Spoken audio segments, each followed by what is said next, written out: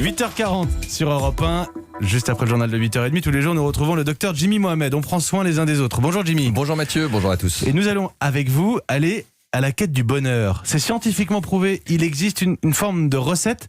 Oui, et on a trouvé ça dans une étude, une des plus longues études sur le bonheur. On a suivi 700 personnes depuis 1938. Le plus vieux participant de l'étude a aujourd'hui 90 ans. Et on a inclus dans cette étude différentes personnes avec des niveaux socio-économiques évidemment différents. Des personnes avec des faibles revenus, d'autres avec de grands revenus, des personnes qui ont fait peu d'études jusqu'aux plus grands diplômés d'Harvard. Et d'ailleurs, dans le groupe initial, le président John Kennedy faisait partie de la cohorte. Et on les a interrogés régulièrement, tout d'abord sur leur santé pour savoir comment ils allaient, mais aussi on leur a posé des questions sur leur vie, leurs émotions, est-ce qu'ils étaient bien dans leur tête, dans leur peau. On a aussi interrogé leurs proches, l'entourage, et on a pu identifier certains comportements qui étaient associés au bonheur. Quelles sont alors les clés du bonheur ?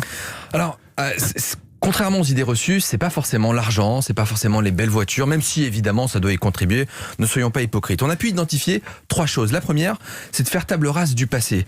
Oublier les échecs antérieurs et arrêter d'être obsédé justement parce qu'on a pu rater, essayer d'aller de l'avant et ne pas accorder d'importance à des détails qui sont superficiels. Ne prêtez pas attention aux critiques infondées de collègues, de proches. Cela est contre-productif. Et surtout que les personnes qui vivent plus longtemps et en bonne santé ont pris conscience que la vie est courte et qu'il faut en profiter. C'est tout simple. Deuxième chose, pratiquez des activités qui vous font plaisir et en particulier celles qui vous faisaient plaisir pendant votre enfance. Désormais, quand on est adulte, on a plus de temps, plus de possibilités de reproduire ce qu'on a apprécié dans l'enfance. Donc, amusez-vous. Et le dernier truc, ça paraît tout bête, mais c'est le lien social.